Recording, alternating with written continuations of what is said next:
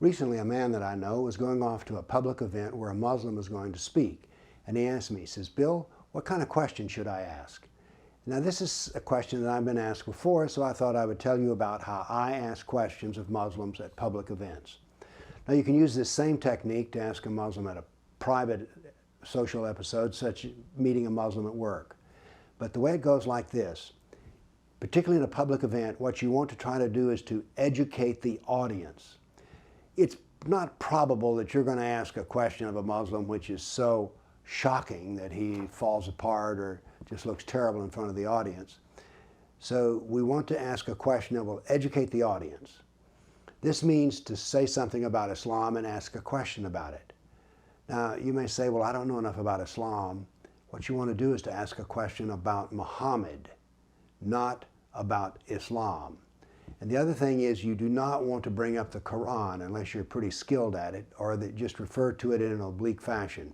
Stay with Muhammad. He's easy to understand. Dealing with the Quran is tricky business. So here's an example. The Sunnah of Muhammad says that Muslims must be punished for leaving Islam. Do you agree with this? Now, the actual punishment that's laid out here is murder, killing apostates. But nevertheless, the question is asked in a way here where people can be punished for leaving Islam, and then you ask him, what does he think about this? You're educating the audience in the fact that they have probably heard this, but now then you're bringing it up again. Muhammad was a killer of pagans, Christians, and Jews who did not agree with him.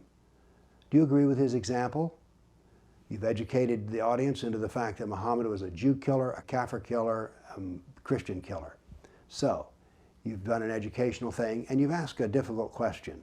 Muhammad repeatedly advised Muslims to deceive Kafirs to advance Islam. Now, Kafir is a non-believer. And I always refer to myself as a Kafir in the situation that I'm dealing with a Muslim.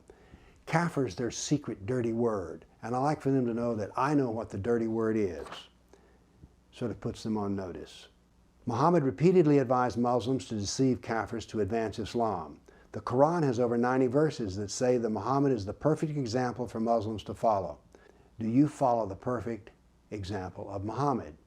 Have you ever deceived a Kafir? Well, it's a question that can be answered yes or no, but look how much education you've done. You have brought up the point that Muslims can deceive, and that Muhammad was a deceiver himself. So this is a good question.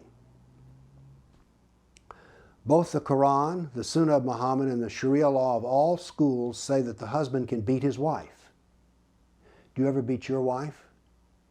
Well, now the question is rather harsh, but what you've educated people about here is the fact that it's true. An Islamic husband can beat his wife.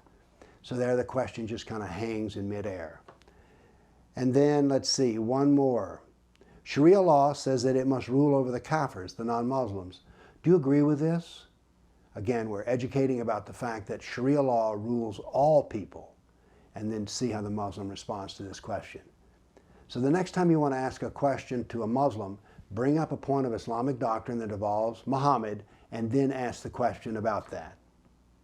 Thank you.